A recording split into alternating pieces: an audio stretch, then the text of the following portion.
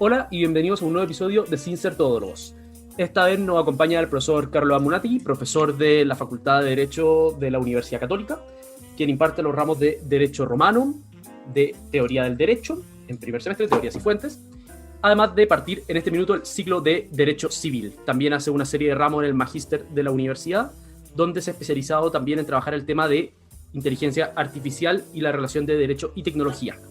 De hecho, parte también del Centro de Estudios de Derecho, Ciencia y Tecnología, del que yo también soy ayudante. Hoy día vamos a conversar de su libro Arcana Técnica, donde trata el tema de las inteligencias artificiales en general y luego su aplicación al derecho y las posibles proyecciones que podríamos ver en los próximos años. ¿Cómo está, profesor? Hola, buenos días. Muy bien, muchas gracias. Aquí muy contento. Bueno, verás, como ya la facultad es un pequeño circo pobre, así que estoy haciendo de todo. Bueno, también tiene un podcast. Nosotros los dos seguimos su podcast, profesor. Es muy bueno también. Es muy entretenido. Oh, pero qué alegría. Sí, mira, es un podcast. Ese podcast fue bastante curioso como lo armé. Fueron básicamente, son todas investigaciones que ya he hecho en el pasado. El podcast se llama Arcana Histórica, curiosamente estas arcanas como que me van siguiendo. Básicamente son investigaciones que ya he hecho en el pasado, pero que tienen, yo pienso que tal vez un interés un poco más allá de lo que es el especialista. Y decidí contar un poco de qué se tratan, episodios distintos, aislados sobre la historia de Roma o el derecho, y irlos contando de la manera más entretenida que se pueda. Y la verdad es que me lo he pasado muy bien. Todo muy artesanal, por cierto. Bueno, nosotros también partimos más o menos así. Aunque claramente con un año. Sí, ya vamos por el año.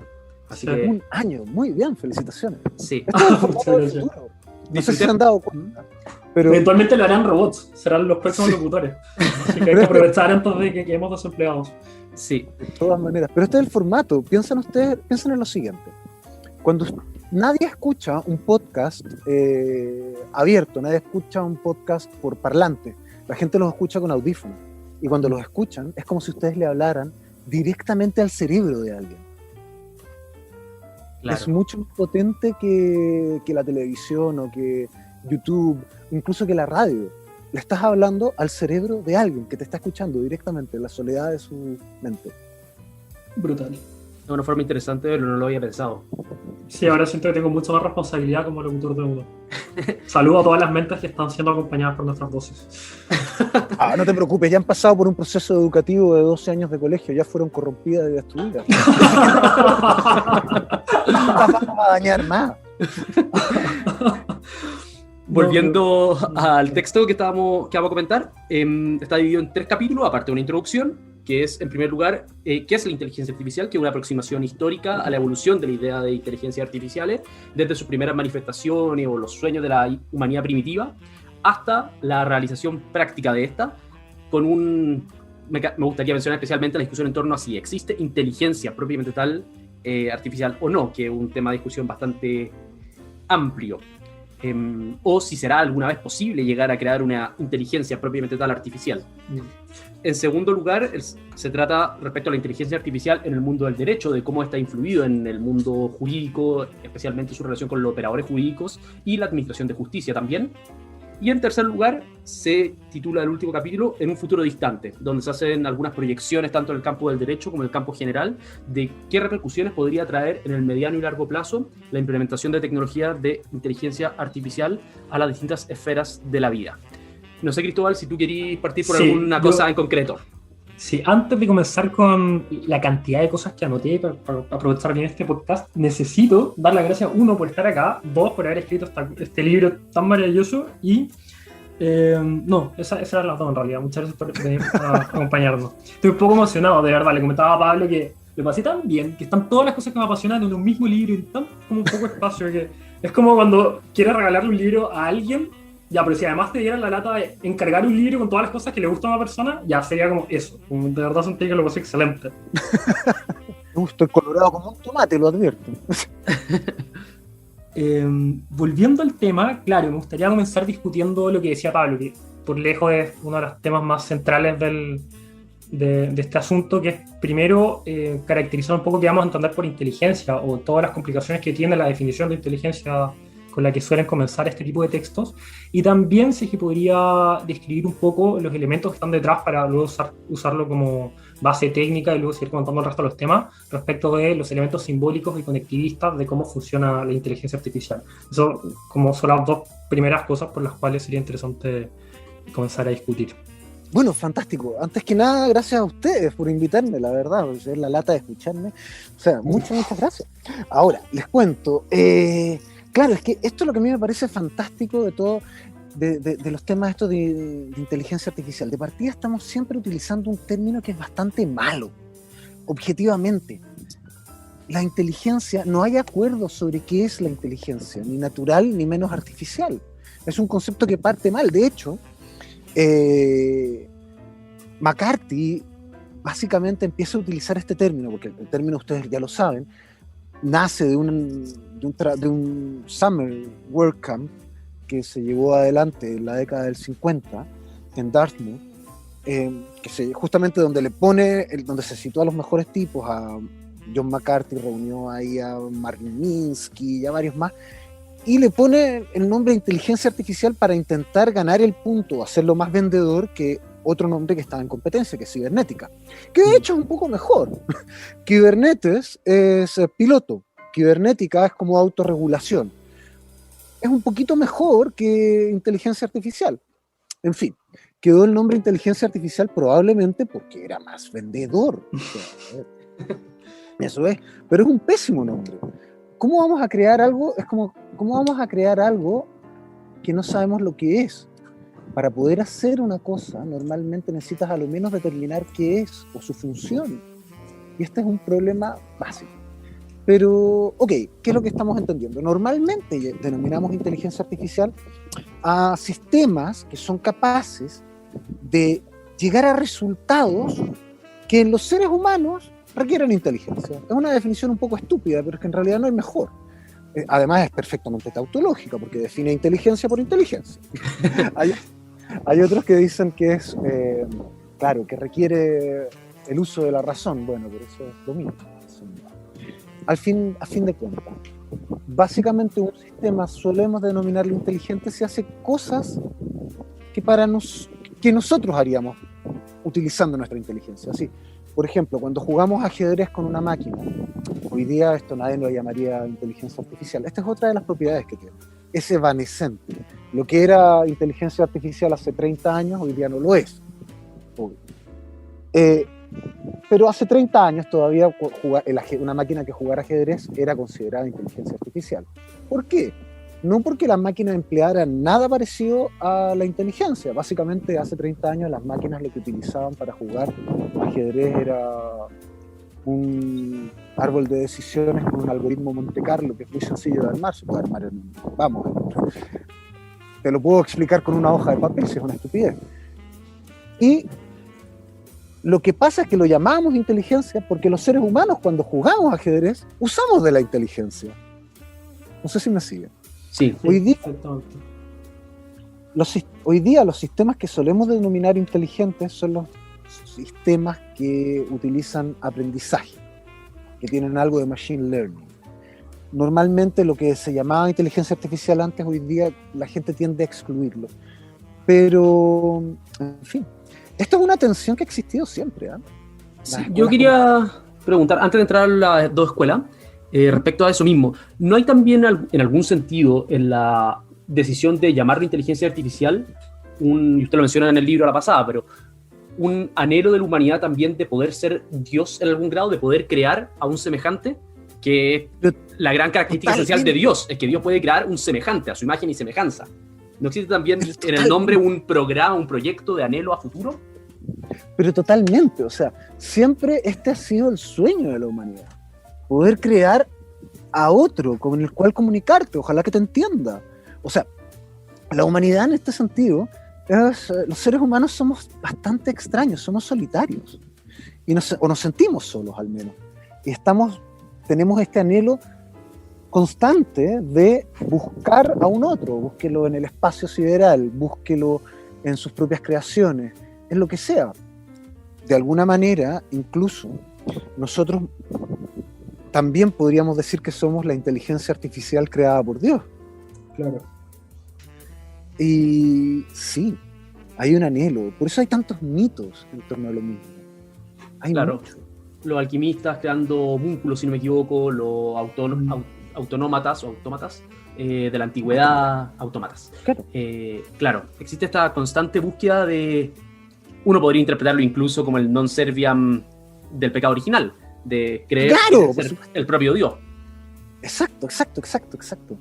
El non serviat, exactamente. O por ejemplo, en el otro, el mito de Pigmalión.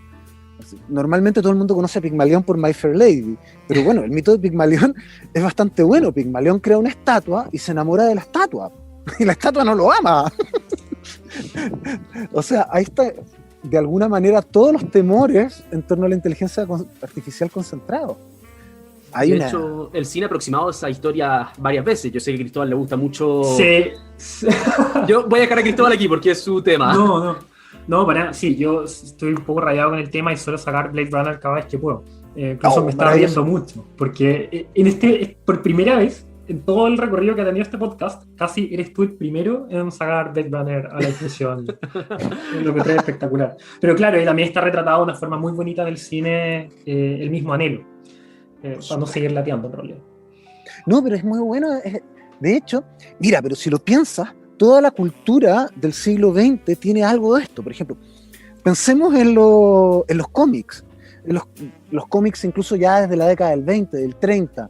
Un Superman. ¿Quién es el enemigo de Superman? Lex Luthor, el científico. Es siempre, todos los superhéroes tienen un enemigo. El enemigo suele ser un científico.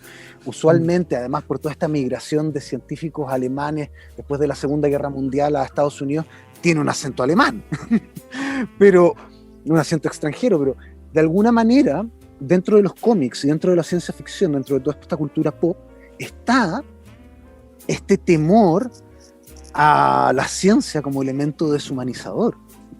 De alguna manera, son los temores del hombre del hombre medio, del hombre normal, a un mundo que técnico, que se va convirtiendo en un mundo hostil. No sé cuánto de esto haya, por ejemplo, en la Primera Guerra Mundial. O sea, imagínate lo que debe haber sido la Primera Guerra Mundial. Imagina que fuéramos nosotros, qué sé yo, alemanes o franceses de 1913. En 1913 todavía se pensaba que una carga de caballería era muy efectiva, que con un buen fusil o una espada incluso podías ir a la guerra. Imagínense que llegamos al año 14 y nos mandan una guerra de trincheras. La sensación de horror que esa modernidad, que ese nuevo despertar de la máquina debió causar en millones de seres humanos, tiene que haber sido fantástico. De hecho, profesor, y aquí... llovía fuego del cielo. No, y aquí voy a ser profesor. Le voy a comentar una cosa primero. Nosotros tenemos como principio básico este podcast que Tolkien tiene que salir en todos los episodios. Así que qué bueno que me haya dado la entrada tan rápido. Es lo mismo que se ve, de hecho, en la fantasía de Tolkien, que claro, es un género muy distinto a la ciencia ficción o al trabajo de los cómics o a la idea del científico, pero tanto Sauron como Saruman son Maiar precisamente que se relacionan con lo artificial, con la construcción. Son constructores, son artesanos, son técnicos, y que degeneran por su aprecio a la creación también. Es bien interesante. Qué buena observación, correcto, sí. De hecho, bueno, justamente los personajes de Tolkien tienen mucho que ver con el ciclo de los nivelungos de wagneriano, que se muestra lo mismo. Se crea el anillo, y el anillo es la creación, el creador, el artífice, es de alguna manera maleado por su propio arte. Si lo piensas, incluso en la Biblia hay algo de esto. No sé si lo han pensado alguna vez, pero Caín mata a Abel. ¿Quién es Caín? Caín es el agricultor. En el fondo es quien va a fundar la civilización. La ciudad de Caín y la ciudad de Abel, como dice San Agustín en la ciudad de Dios. Claro, pero ¿quién funda la ciudad? De hecho, no hay ciudad de Abel. ¿Quién funda la ciudad? La ciudad la funda a Caín y la llama Enoc, el nombre de su hijo. Y en la civilización enoquiana, los hijos de Caín inventan todas las artes. Dominaron los metales, dice la Biblia. De alguna manera, ese juicio negativo al homo faber, al hombre que crea, existe también. Y al final de toda esta civilización creadora es el diluvio. No sé, hay esa idea, creo yo. Muy interesante, no lo había pensado el contexto bíblico también que existe respecto a la capacidad creadora. Incluso uno podría argumentar que existe en algún grado en las parábolas del propio Cristo, cuando señala que las flores del campo y los pájaros no requieren de estar haciendo cosas, sino que Dios lo provee. Claro, y que la actitud del cristiano, claro, en algún grado, las personas con plena fe en Dios no requieren estar haciendo cosas, sino que de la misma manera que provee a los pájaros del cielo y a las flores del campo, Dios proveerá. Incluso en algún grado existe eso en la idea misma de la fe. Pero de todas maneras, es que es interesante. Piensen ustedes en lo que debe haber sido el pueblo de Israel en la época en que se escriben estos relatos. Y de hecho estos relatos se escriben, pero se reciben de una época mucho más remota. Piensen ustedes cómo debe haber sido. O sea, es un pueblo de pastores, eminentemente transhumante, y todos los pueblos pastoriles, transhumantes, tienen una tensión respecto a las ciudades y a los pueblos asentados en ciudades. Y esa tensión se lee, se palpa en estas memorias remotas que son el Génesis. Y esto mismo lo puedes leer de nuevo también en la mitología nórdica. ¿Por qué aparece tan claramente, como ustedes dijeron en Tolkien, que es una excelente observación? Justamente porque Tolkien bebe de la mitología nórdica. Y en la mitología nórdica están estos mismos elementos. Está esta hostilidad hacia el Homo Faber, hacia el mundo civilizado del sur, creador de maldades en algún sentido. Además de que Tolkien fue veterano de la Primera Guerra Mundial, entonces le tocó ver en carne propia los horrores de la mecanización de la guerra. Sí, tienes razón. Bueno, sería muy agradable estar en King's Arms ahora tomándose una cervecita en ese bar de Oxford donde iba Tolkien a conversar de estos mismos temas. Mi sueño es idealmente algún día poder tener un grupo así en Chile, en algún barcito, y juntarse a conversar y a leer y a comentar lo que se ha escrito. Pero ahora con pandemia es más complicado. En una vez en el futuro será posible. En una de esas. Sí, ahora con pandemia se acabó. No, claro. Bueno, yo me vine al campo. Huí de la civilización y de la inteligencia artificial.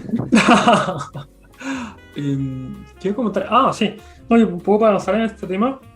Sería interesante comentar también el tema del algoritmo, su relación con la objetividad, o si es que existe algo así como una objetividad. Y también se nos puede contar un poco del estudio que está en el libro respecto de los sesgos, que se comentan sesgos involuntarios, como algunos sesgos de discriminación racial o asuntos así, pero también hay un tema muy interesante, que es donde trata los sesgos voluntarios por parte, por ejemplo, de este programa de Google del Machine Learning Fairness, donde había una especie como de corrección progresista, por ponerlo de alguna forma, o creo que así lo denuncia el mismo Douglas Murray, de los efectos, o sea, de los resultados de las búsquedas para encuadrarlo en un poco en la versión ideal que tendría Google con este tema de la lucha contra los prejuicios de género, raciales o cosas así, y cuánto poder le estaríamos entregando también a ese tipo de compañías que pasan a moldear la realidad por sobre los resultados que debería proveer simplemente el algoritmo. Bueno, son grandes preguntas. A ver, primero que nada, partamos por los sesgos. A ver, se supone que, porque esta es una de las primeras cosas que uno tiene, uno cuando se acerca a una máquina, como los ordenadores, los computadores son básicamente hijos de las matemáticas. Uno tiene esa fe en la neutralidad de la matemática. De alguna manera, la primera aproximación, la aproximación inocente de uno hacia los mecanismos de inteligencia artificial está ligada con esa inocente creencia que las matemáticas parten desde la neutralidad. Y parten desde la neutralidad. Lo que no parte desde la neutralidad son los datos. Los algoritmos, algoritmo es una palabra complicada para decir procedimientos, básicamente los agentes artificiales de hoy día se nutren de datos, y los datos no son una cosa limpia, son una cosa sucia. Dependen de la mirada del que toma el dato, lo que tú eliges anotar. Por lo demás, los datos lo único que revelan es tu historia. O sea, si tienes una historia de discriminación, los datos van a contener esa historia. Y si tu algoritmo va a aprender de los datos que tú le entregaste y tus datos tienen esa discriminación, tu algoritmo aprenderá a discriminar tal como los datos con que lo entrenaste. Básicamente, los algoritmos no son mejores que sus datos. Hay otras posibilidades. También puede ser que, por ejemplo, hay un defecto de diseño. Hay unos casos bastante curiosos. Por ejemplo, el del algoritmo para contratar de Amazon. Amazon tenía un problema más o menos grande. Abría un puesto de trabajo y llegaban decenas de miles de currículos. Entonces dijo, bueno, muy bien, vamos a hacer un algoritmo que nos haga la lista corta y filtre 10.000 currículos, nos haga una lista corta de, no sé, de 50, algo humanamente manejado. Y dijo, muy bien, busquemos qué es lo que estamos buscando. Alguien que se parezca a los empleados que tenemos, pero que, por ejemplo, haya ascendido en los últimos 2 años y que haya tenido una permanencia en la empresa de a lo menos 5. Fantástico. Claro, pero como los empleados de Amazon en el momento de hacerse este algoritmo, que fue el 2015, si mal no recuerdo, eran mayoritariamente hombres, normalmente en sus currículos, los atributos que iba a valorar el algoritmo iban a ser atributos ligados con hombres, masculinos. ¿Qué hizo entonces el algoritmo? Tomó todos los currículos que llegaban y descartó todos los currículos de mujeres, porque las mujeres normalmente no ascendían en una empresa donde el 90% de los trabajadores eran hombres. Por lo tanto, el algoritmo tenía una discriminación de sexo inmediatamente. Ahora, uno de los elementos más interesantes de esta historia es que en los currículos no iba indicado el sexo del candidato. El algoritmo teóricamente no sabía el sexo de la persona. Pero lo que sí había era, por ejemplo, qué sé yo, perteneció al equipo de fútbol americano. Eso muy bien valorado. Perteneció al equipo de porristas. Muy mal valorado. Eso es lo que hizo el algoritmo. Entonces, logró desarrollar sexy. No, es que a todo esto se me quedó en el tintero antes y parece que es bastante importante. Un poco para entender cómo funciona por dentro. Podría ser una síntesis muy breve de cómo funcionan los elementos simbolistas y conectivistas dentro de este sistema, como para darnos una idea. Sí, pero por supuesto. Mira, en el fondo, son dos, a pesar de todo lo que se les digan, de lo mucho que ha avanzado la inteligencia artificial, en realidad estamos operando con teorías de 1950. No hemos avanzado nada. Lo único que tenemos es máquinas más potentes y mejores datos. Pero la idea básica de cómo funcionan las inteligencias artificiales proviene de la década del 50. Básicamente hay dos maneras de operar. Lo voy a explicar de una manera que a nosotros, abogados humanistas, se nos va a hacer más fácil. No es la manera como te lo explicaría un analista de datos, pero a nosotros nos va a ser mucho más fácil. Mira, una forma de enfocar la inteligencia es pensar que la inteligencia se relaciona con la capacidad de hacer análisis lógico y análisis de proposiciones lógicas. ¿Ok? Entonces, si yo programo conocimientos y elementos, toda la lógica puede reducirse a matemáticas y toda la matemática puede reducirse a lógica, así que es indiferente una cosa a la otra. Si yo programo conocimientos e ideas en una máquina, esta máquina, operando con principios lógicos, debería darme resultados lógicamente válidos. ¿Ok? Esto es, digamos, esto es como una máquina platónica. Yo le programo conocimientos, ideas de un mundo preexistente, y esta máquina simplemente procesa esos conocimientos y me da resultados. Esta era la idea predominante en, por ejemplo, el círculo de Marvin Minsky. Esta es la escuela simbolista. Programemos, siguiendo principios de lógica, programemos lógica en la máquina y la máquina nos dará lógica. Muy bien eso, pero el problema... De hecho, los seres humanos también razonamos con lógica, no siempre. Pero digamos de que algunas de nuestras decisiones las tomamos así. Las más importantes, ciertamente... Como la calculadora, ¿o no? Como la calculadora. Los computadores son grandes calculadoras, a fin de cuentas. Piensen ustedes, las grandes decisiones que ustedes vayan a tomar en su vida no son lógicas. No hay nada lógico que te indique que debes estudiar derecho o con quién te vas a casar. Ni siquiera si debes encender un cigarrillo o no, o si le das otro trago a la cerveza. La mayor parte de las decisiones, incluidas las más importantes, no lo son. Pero hay un set de decisiones altamente valoradas por nosotros que son lógicas. Y si programas conocimiento, algunos resultados darás. El problema es que eso no te da sentido común.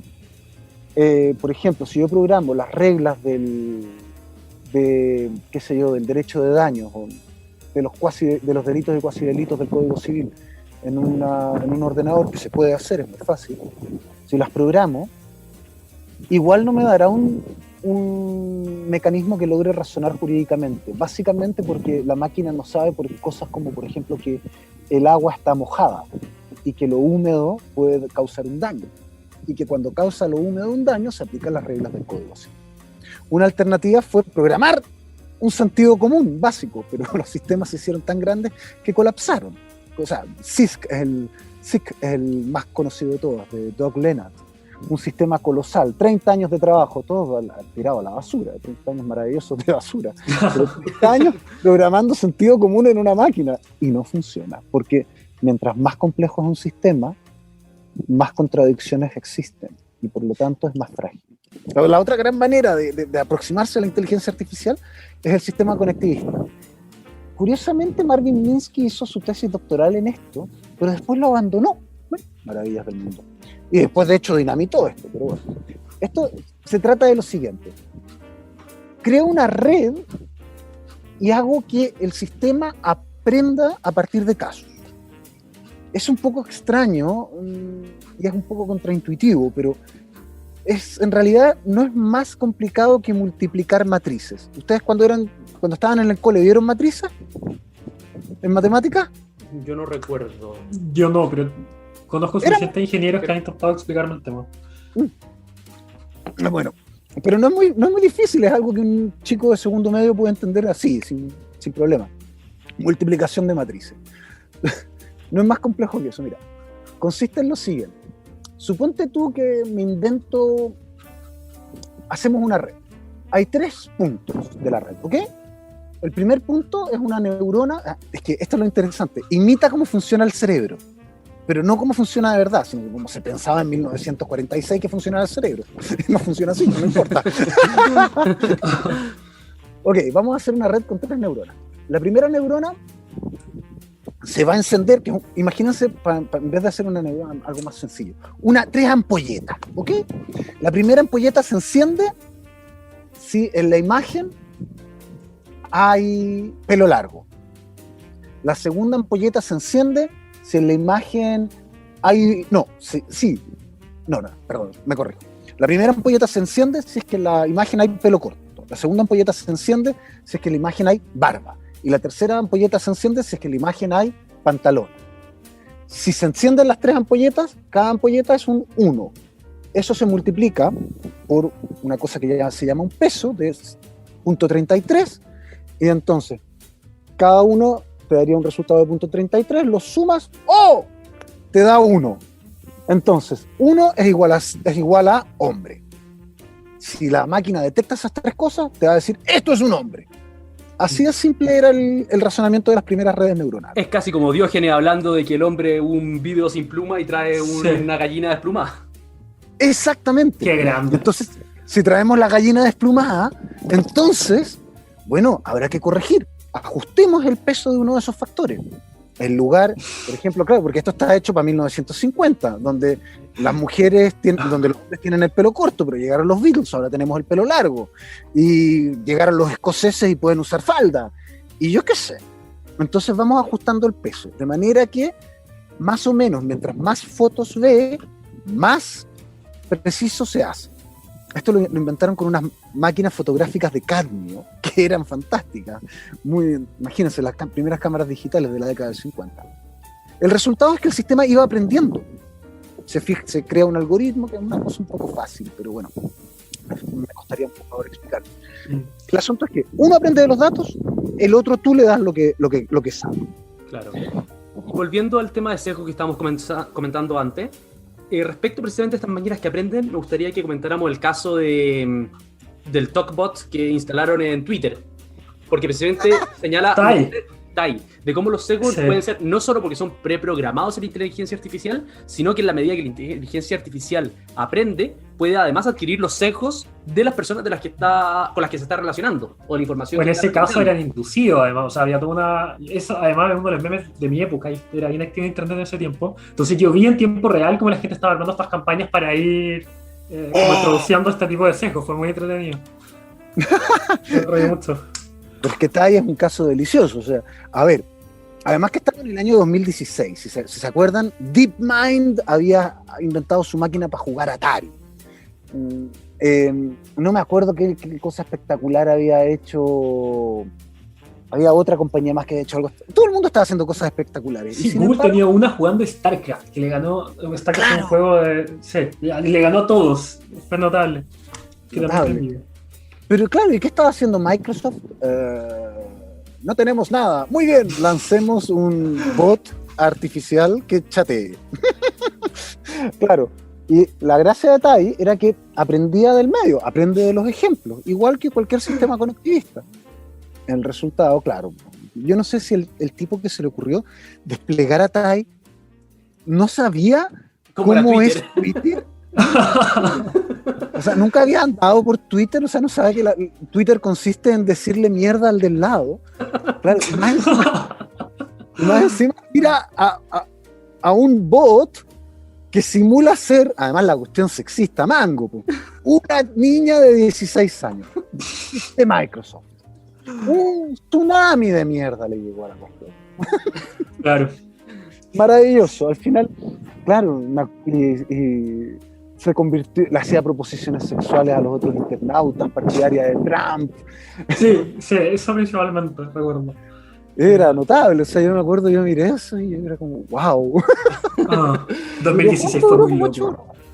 Muy loco.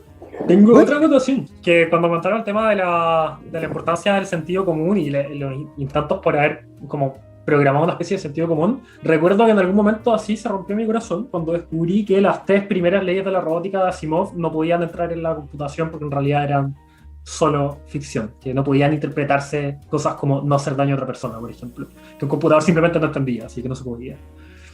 Pero espérate, si las 3 leyes de la robótica las tira Asimov en Yo Robot, y Asimov cuando las tira, porque todo Yo Robot gira en torno a cómo no funcionan las 3 leyes de la robótica, Y así termina el ciclo de los robots, además. Se inventan una de cualquier lado nomás. Es muy buena.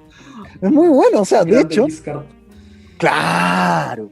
De hecho, no es que Asimov no supiera que no funcionaban. Es que él escribe, diseña las leyes que parecen súper buenas, pero después se dedica a escribir mostrándote cómo no funcionan. Sí, es notable.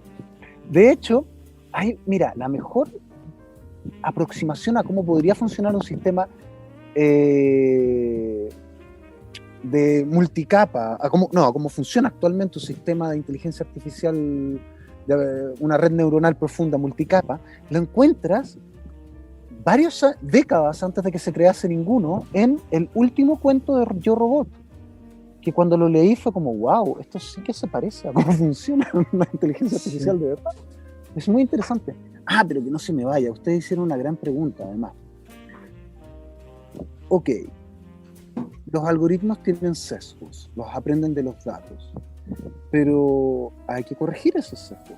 Y cuando corrigen los sesgos, una compañía como Google, una compañía, Alphabet, una compañía como Facebook, pone sus propios valores. Y ahora, esto es una pregunta muy abierta. ¿Quién es Facebook para imponer sus valores? Porque, ¿por qué han de primar los valores de Facebook por sobre, yo qué sé, los de la Constitución? O sea, entendámonos. ¿Qué pasa si hay una discordancia entre los valores de una compañía de Internet y la Constitución?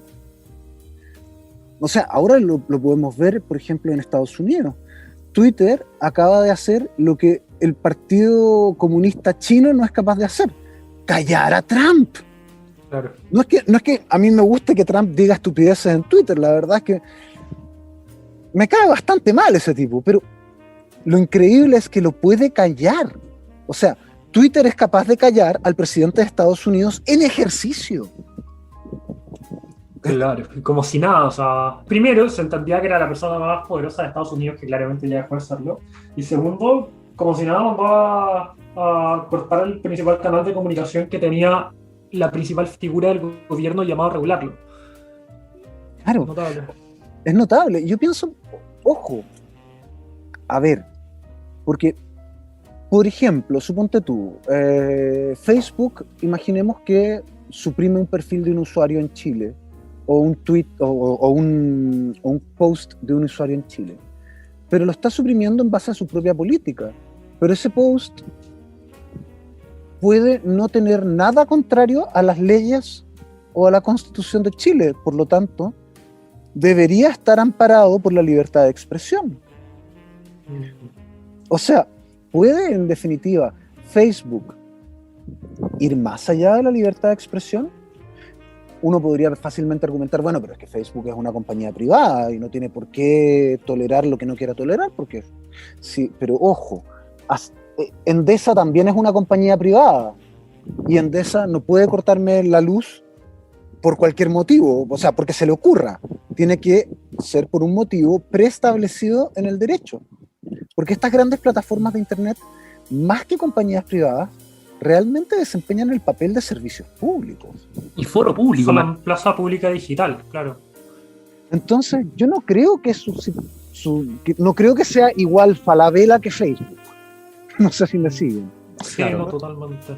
Es bien interesante. Nosotros en algún momento también comentamos el mismo tipo de activismo, que es un tema, a todo este tema me apasiona mucho también, respecto de las grandes marcas de la industria financiera, como Mastercard, Visa y ese tipo de cosas, y cómo ellos también habían tomado partido como cerrando cuentas o cosas así por asuntos de perfilamiento político. A todo esto, tomaban ese tipo de sanciones solo por activismo de gente que era bastante loca efectivamente, pero no deja de ser Preocupante. un poco curioso el tema, sí. O sea, si es que estamos totalmente desbancarizados por una mala opinión, eso definitivamente afecta a la garantía real y efectiva de la libertad de expresión, por ejemplo. ¿Y tu libertad económica? Libertad económica, además entendamos, no. A ver, ¿para qué diablos sirve la libertad de expresión? Para decir cosas desagradables. O sea, yo no tengo libertad de expresión para decir lo que todos creen o lo que todos quieren escuchar. O sea, ¿en qué creen que consiste? ¿En poder cantar en coro con los demás? No, la libertad de expresión existe para decir cosas que a nadie le gusta, que nadie quiere escuchar. Para disentir, precisamente. Precisamente, a mí los tipos normalmente que sancionan los encuentro despreciables, pero no quiero que los sancionen, porque el hecho de que a mí me parezcan despreciables no significa que deban ser acallados o perseguidos o sancionados en manera alguna. Ahí existe la muy mala concepción de la paradoja de Popper, que siempre la citan erróneamente para justificar esa actitud. Sí, la paradoja de Popper. Yo creo que Popper en ese momento, básicamente mostró la hilacha. O sea, la famosa paradoja de Popper. Oye, a ver, mira, la paradoja de Popper yo ya me la chupé cuando era chico, porque yo tengo 46 años y yo me acuerdo cómo era este país durante los 80 y yo me acuerdo cómo era la Constitución del 80 con el artículo 8º, que te decía que la ideología que cuestionara la democracia, una cosa muy rara, que estábamos en dictadura, podía ser prohibida y sancionados los que la difundieran. Bueno, ¿qué? Ahora estamos volviendo al artículo 8º. O sea, nos hemos pegado toda esta vuelta para volver al artículo 8º. Oye, si justamente, ¿para qué quiero una democracia si no puedo decir que estoy en desacuerdo con ella? Profesor, Que la gente hoy día se ofende por cualquier cosa, se ofende porque dices, porque le das un pronombre equivocado, porque le dices él en vez de la. Pero qué estupidez es esta, ¿en qué momento perdimos la razón? Si la libertad de expresión, de hecho, también es libertad para ser maleducado. ¿Por qué podemos? Miren, todo el mundo pensó que era libertad de expresión poder dar, qué sé yo, la última tentación de Cristo.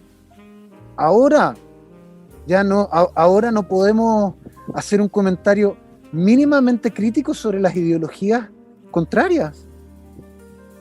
No podemos más que pregonar la santidad de figuras que no son santas. Hay una parte no pensamos bien cómo le voy a preguntar, pero hay un episodio de su podcast donde trata el tema de la moneda, el tema del dinero y cómo era y todo. Es muy interesante porque nosotros con Pablo, justo esa semana, un par de días antes, comentamos el tema de el oro, el patrón oro, el tema de las semejanzas que se podrían entender con las criptomonedas y todas estas otras cosas. Tuvimos una discusión muy interesante porque Pablo, yo lo alineo un poco más con la antigüedad. A mí me encantan todas estas cosas tecnológicas y media futuristas, entonces es entretenido discutir ese tipo de cosas. Se complementa. Y eso también está abordado en el texto. Entonces tengo aquí dos preguntas, que lo voy a ordenar con otra cosa en realidad. En el libro se trata, en la parte de que se habla del derecho, de los bienes y todas estas cosas, cómo la definición o la categoría clásica del bien corporal e incorporal de cierta forma está siendo desafiada por una nueva dicotomía de activo físico o digital. Y esto se encuadra, como comentaba recién, en la digitalización de la economía o incluso de la realidad, podríamos comentar.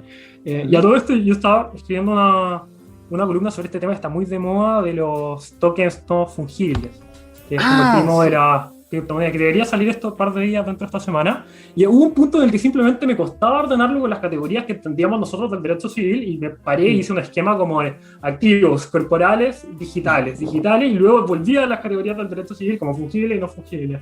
¿De qué manera se puede incrustar este mundo digital o la digitalización progresiva de la economía, el derecho e incluso la realidad hasta cierto punto con este tema del Zoom, con las formas que nosotros tradicionalmente habíamos entendido la vida? No sé si es muy grande la pregunta. La pregunta es grande, enorme, pero merece... De hecho, sería un bonito tema para una linda tesis doctoral, ¿eh? Ojo. Pero, a ver, veamos, vamos viendo. Lo que pasa es que... A ver, hay varias cosas acá. Primero que nada, la división de los bienes corporales e incorporales nunca fue tan buena idea. Acordémonos, ¿de dónde viene? Viene básicamente de un texto de Gallo, que si mal no recuerdo, que estoy de memoria, es Gallo 2.12, 2.13. Libro segundo, parágrafo 12º, 13º. Ahí está. Entonces, ¿qué nos dice Gallo? Gallo dice que son corporales las cosas que tú puedes tocar y son incorporales las que consisten en derecho, lo cual es perfectamente contradictorio. O sea, porque son dos criterios distintos. Aquí se metió la pata. Hay un libro muy choro de Guzmán Brito, Las cosas incorporales, donde te traza toda la historia filosófica de esto. Y está muy bien escrito, por cierto. Pero el problema es el siguiente. En realidad, la distinción no es en cuanto a la corporalidad o virtualidad.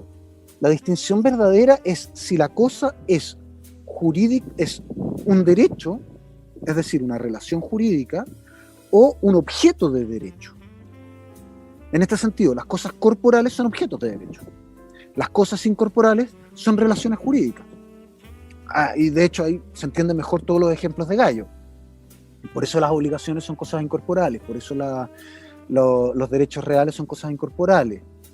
Porque en realidad, una es la cosa en sí sobre las que recaen los derechos y otros los derechos. Por eso. Pero, profesor, y el proceso de ampliación quizás hoy en día de la propiedad, para que haya propiedad sobre los derechos, ¿no también sería una contradicción precisamente por este error de comprensión de lo que son las cosas incorporables? Porque en este caso tener propiedad, que es algo que recae sobre cosas, sobre objetos, sobre relaciones jurídicas. Claro, es que es una cosa muy rara. ¿Por qué diablos hicieron eso? Bueno, el origen es eminentemente político. Lo que pasa es que acuérdense que a principios de la década del 70, en la época de Salvador Allende, la Corte Suprema encontró que la propiedad era un buen mecanismo para proteger ciertas cosas, como por ejemplo empleos públicos. Entonces decía, cuando se demandaba, o sea, cuando el Estado trataba de echar a un funcionario, cuando el presidente trataba de echar a un funcionario, decía, no puede echarlo porque tiene propiedad en el cargo. Y ahí se creó esta idea de propiedad sobre las cosas incorporales. En realidad era políticamente funcional, pero nunca tuvo ningún sentido. O sea, al final, entendámonos, ¿qué sentido tiene decir que soy propietario de un crédito? Debe ser palabrería nomás. Yo soy titular de un crédito, soy acreedor, pero no necesito ser propietario de mi acreencia. Mira tú, por Dios, y alguien será propietario de la propiedad de la creencia. Sí, bueno, y ese es el gran problema, lo tautológico, la propiedad sobre la propiedad. Sí. Claro, pero ahora, ojo, los derechos digitales, o sea, las entidades digitales, los algoritmos, son cosas corporales. Porque de hecho, consisten en instrucciones, en descargas eléctricas, lo que sea, son perceptibles por los sentidos, cuando los reproduces en un computador, son en realidad cosas corporales. Los derechos que tú establezcas sobre ellos, esos son las cosas incorporales. El sentido de la distinción va por ahí. Ah, claro. Claro. Ahora, estas cosas estos non-fungible tokens. Sí. A mí, la verdad, o sea, me parece que es algo que tiene bastante futuro. En el mercado del arte, la verdad, me parece una cosa bastante tonta. Todavía no puedo entender por qué alguien pagaría por tener una cosa que puedes bajar gratis, pero bueno. Así comienza la columna, justamente. Como no sabe esta gente que te puede meter a Google y descargar el GIF, por ejemplo, como... No. Pero hay algo, pero aparentemente hay mucha gente pagando mucho dinero por esto. Supongo que puede haber un mercado ahí. Supongo que, o sea, evidentemente está desarrollando una función práctica, una función importante en algún sentido. O sea, de varios millones de dólares de importancia. ¿Sí? Claro. ¿Cuánto pagaron la otra vez por un cuadro incomprensible? No sé. Sí, $500,000 por Nyan Cat, el GIF del gatito volador, y $2 millones creo por el tweet de Jack Dorsey, el fundador de Twitter. Por un tweet. Y su primer tweet, que yo me quedé... Claro. Era como, qué poco interesante. Además, el tweet original. ¿En qué sentido puede ser original? Ahora, lo que a mí me gusta es la idea de esto de transformar una cosa, esencialmente bienes transitivos, en bienes infungibles. No sé si me entienden. Sí, perfecto. La información es esencialmente transitiva. O sea, yo te la puedo entregar a ti y yo no me hago más pobre. Y todos los programas computacionales, por eso, son también transitivos. O sea, el hecho de que tú copies un programa de mi computador no empobrece mi computador, pero sí te enriquece a ti. En ese sentido, toda información es siempre transitiva. Y como la informática se basa básicamente en información y en algoritmos, y todos esos son transitivos, tienen esta virtud. Ahora, lo interesante de los NFT es que intentan volver no fungibles.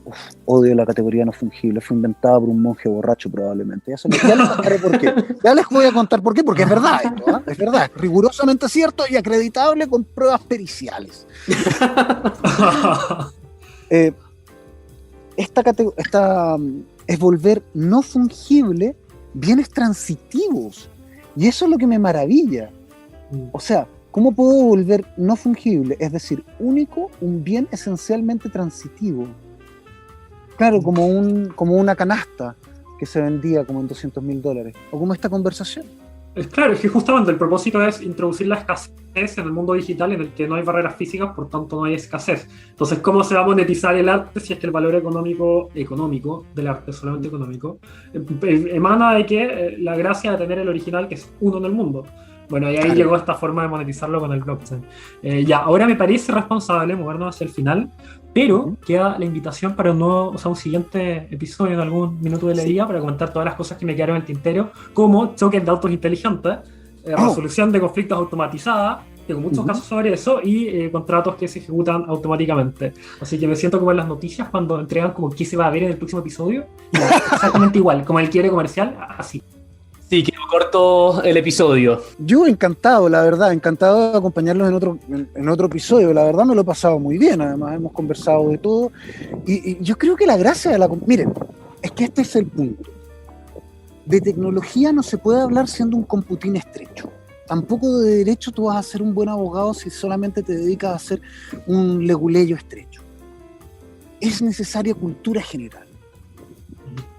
Y lo que me agrada es que se pueda hablar de todo, que podamos saltar de Tolkien a la Biblia o qué sé yo, a los monjes medievales borrachos que inventan categorías. Las categorías fungibles y cosas así. Eso es el futuro del derecho. El futuro del derecho está en más humanismo. Sí, eso justamente quería abordar ese tema, Pablo, no sé si tú lo quieres introducir, pero una de las cosas que más me llamó la atención del final del libro fue ese llamado para, hablando de la educación del futuro abogado, o el abogado del mañana, creo que se llama este libro típico del tema de Susskind, de que en el futuro el abogado no debe enfocarse en asuntos oscuros de la licenciatura, sino que tiene que saber más de filosofía, de historia y de ese tipo de asuntos, porque son los que realmente le sirven para el futuro de la profesión, o en general para cualquier humanista en realidad. Claro, sí. Yo también quería terminar, de hecho, en ese punto, y esto es una anécdota personal, pero yo siempre me río cuando sale el tema de la automatización y la medida en que el derecho va a ser, o no solo el derecho, pero muchas áreas van a ser reemplazadas por máquina eventualmente, porque precisamente lo que no va a poder ser reemplazado va a ser la historia, va a ser la filosofía. ¿Por qué? Porque son eminentemente subjetivos, son subjetivos no en el sentido relativo, sino de nacientes de un sujeto concreto que entiende la realidad o los hechos de una cierta forma y los ordena y los presenta de una forma. La historia, ante todo, narrativa. No es subjetiva, a pesar de que hubieron intentos de objetivizar la ciencia la historia, y entenderla de forma científica moderna, no ciencia del sentido aristotélico. Entonces, claro, yo siempre me reí un poco de eso, de que las humanidades, lo propiamente humano, es lo que está más a salvo de los procesos de modernización de la economía, precisamente porque no son automatizables. La trama principal de la fundación es justamente encontrarle un sentido algorítmico a la historia. Claro, sí, pero sería bastante bien con eso. Eso es hijo de precisamente entender la historia como ciencia. Como que existe una objetividad en las historias y la verdad las corrientes historiográficas modernas no lo entienden así. No es que sean absolutamente relativas, pero tampoco son objetivas. La objetividad está en los datos, la subjetividad en la interpretación de dichos datos y la estructuración de los datos. Hay un texto muy bonito de Haydn White, un historiador y filósofo de la historia gringo, muy interesante en el que presenta eso, como la Revolución Francesa, por ejemplo, tú teniendo todos los hechos, los datos, la estructura de forma diversa, y así un historiador te va a dar un relato épico de la Revolución, otro un relato dramático, otro una tragedia, y todos son objetivos porque todos parten desde los mismos datos y la diferencia está en el peso o la valoración que se le da a cada hecho. Entonces, claro, por eso mismo quería rescatar también ese final, profesor. No sé si usted nos puede comentar un poco cómo se aproxima a este tema, cómo la humanización o la filosofía, las cosas generales y el principio de justicia son un ordenador finalmente para el mundo tecnológico. Es que, a ver, mira, es que hay muchas razones. Primero que nada, la primera sorpresa me la llevé yo cuando yo integré el comité de búsqueda de Cano. Y entonces, claro, ahí te entrevistas con todo el mundo, entre ellos los empleadores, los abogados, o sea, los estudios más grandes de Chile son los empleadores de nuestros egresados, así que obviamente ellos tienen interés en entrevistarse con nosotros para hablar sobre los decanos. ¿Y qué es lo que nos dice esta gente que está, digamos, enfocada en ganar dinero? Necesitamos menos especialistas y más humanistas. Necesitamos, te prometo que esto es lo que ellos dicen, necesitamos gente que haya leído Cicerón. Yo pensaba, pero si yo soy el romanista, tú me dices eso a mí, eso te lo tendría que decir yo a ti, chico. Eso es lo que el mercado busca. Y eso es lo que el mercado le pide a la católica. Me voy a explicar un poquito más. Mira, básicamente, un abogado corporativo noventero, estos que hacían due diligence, estos que hacían ese tipo de contratos, grandes contratos que son todos iguales, esos representan una función increíblemente sencilla de automatizar. Porque son labores mecánicas que requieren poco pensamiento y dominio de una técnica un tanto obtusa. Lo mismo el tributario. O sea, a ver, hace tiempo que todos hacemos la declaración de impuestos aceptando la propuesta del servicio. ¿Por qué? Porque es oscuro, porque es arcano y porque al final el algoritmo lo hace mejor que tu abogado tributarista. Donde tú sí necesitas a una persona es cuando quieres que alguien te interprete un contrato, cuando quieres reglas básicas, cuando quieres saber si hubo tradición o no hubo tradición. Tú sí que necesitas a alguien que sepa que el agua está mojada y que puede causar daños.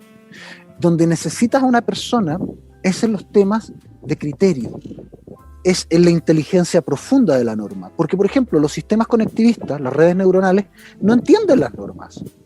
De hecho, no saben que hay normas, realmente. Verdaderamente no hay, no las entienden. No están hechas de esa manera, solo hacen correlaciones, no tienen causalidad, nada de eso. Si quieres ser un abogado en el futuro, por favor, más que especializarte, generalízate. Profundiza tus conocimientos humanos. aprende de todo. Conversar es una virtud que no va a tener una máquina. Analizar un problema desde el sentido común, desde el interpretar, eso es algo que tampoco puede hacer una máquina. De hecho, las máquinas no entienden, no leen realmente. Si te centras en hacer justamente aquella labor ultra especializada que va a hacer la máquina mejor que tú, tienes un triste destino. El destino de la inteligencia artificial no es barrer con las humanidades, es revitalizarlas. Al final, vale más el abogado humanista que sepa buenas teorías generales, que pueda aplicar flexiblemente en todo, que el abogado especialista que sea un experto, no sé, en tributario, que eso algún día va a estar en el museo de las ideas pasadas, a la que Engels condena muchas cosas junto al hacha de piedra. Muchas gracias por habernos acompañado, Sí. profesor, y esperamos que nos vuelva a acompañar en el futuro. Pues encantado, feliz de la vida, los acompañaré. Cosa de invitar. Muchas gracias. Sí, realmente espectacular la conversación que tuvimos. Siento que aprendí demasiado. Y eso, o sea, muchas gracias por haber venido. Como dije antes, me quedaron muchos temas que me hubiese encantado comentar, pero el tiempo es tiempo, así que Sí. eso. No, yo me lo he pasado muy, muy, muy bien. Así que nada, ojalá que, bueno, después mándenme el link para escuchar esto porque me tinca que sigo entretenido. Esperamos que les haya gustado este episodio y muchas gracias por acompañarnos. Y no olviden que pueden seguirnos a través de nuestras redes sociales, a través del @todólogoscl, tanto en Twitter como en Instagram.